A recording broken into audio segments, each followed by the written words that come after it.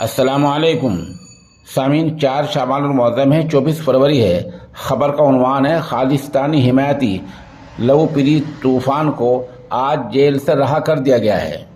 ये वही लवप्रीत तूफ़ान है जिसकी वजह से अमृतपाल ने 24 घंटे पहले अजनाला में थाने का घेराव कर लिया था।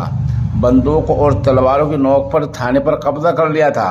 फिर अफसरान के साथ मीटिंग हुई और ये शर्त तय पाई कि हमारे आदमी तूफान सिंह को जो आप लोगों ने गिरफ्तार किया है उसको छोड़ना होगा। चुनांचे पुलिस ने लिख कर दिया और आज तूफान सिंह को जेल से रहा कर दिया गया। इस तरह पूरी पंजाब पुलिस जो है बैकफुट पर आ गई है। जेल से निकलने के बाद सहाफ़ियों से बातचीत में लवप्रीत ने कहा, कोई मुझे आतंकवादी कहता है, कोई अलगाववादी कहता है, मगर खालिस्तान का असली मतलब कोई नहीं। उन्होंने कहा, हम अलग रियासत की मांग कर रहे हैं क्योंकि हम गुलामी के जज्बात के तहत जीने को मजबूर हैं। हम कोई आज़ादी नहीं है, हम आज़ाद नहीं हैं। हमारा एक और मकसद अपने नौजवानों को नशे की आदत से दूर करना है।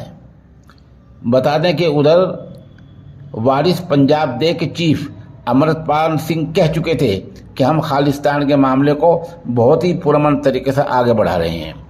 उन्होंने कहा था कि जब हिंदू राष्ट्र की मांग हो सकती है तो खालिस्तान की मांग क्यों नहीं हो सकती।